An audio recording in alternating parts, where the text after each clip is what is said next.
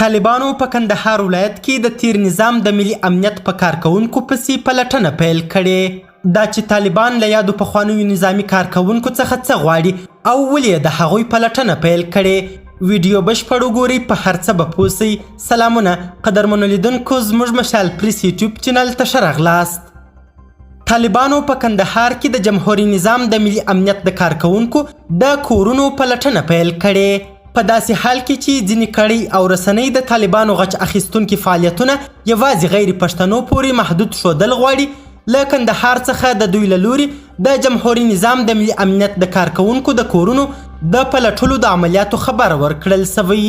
ځایي سرچینو ویلي چې پرون د دغه پلټونو پر مهال طالبانو د پخواني ملي امنیت یو شمېر منصوبین له ځانه سره بیولي هم دي.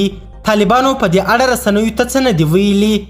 دا په داسې حال کې ده چې له ځینو شمالي ولایتونو څخه د طالبانو د غچ اخیستونکو فعالیتونو خبرونه ډیر خپریږي. د طالبانو پښتانه منتقدین وایي چې د طالبانو تحریک یو سخت دریځه ایډیالوژیک جریان دی چې له خپلو مذهبي باورونو اخوا په قومي او نورو مسایلو باور نه لري. د دوی په وینا دا ډله له پیله تر اوسه تر هر چا ډیر د پښتنو په زیات تاوان تمام سوي. خو ځینې مغرضې ډلې او رسنۍ د افغانستان د ستونزو د قومي کېدو لپاره طالب د پښتنو استازی او د نورو قومونو مخالف جریان غواړي معرفي کړي. قدرمنو لیدونکو، ډیره زیاته مننه چې ویډیو مو تر اخري شیبه وکتل. تاسې په دې موضوع کې د طالبانو په اړه څه نظر لري؟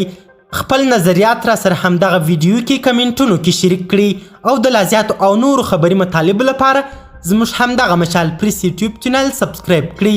تر بیا او بلې ویډیو، ښه وخت او ښې چارې د الله په امان.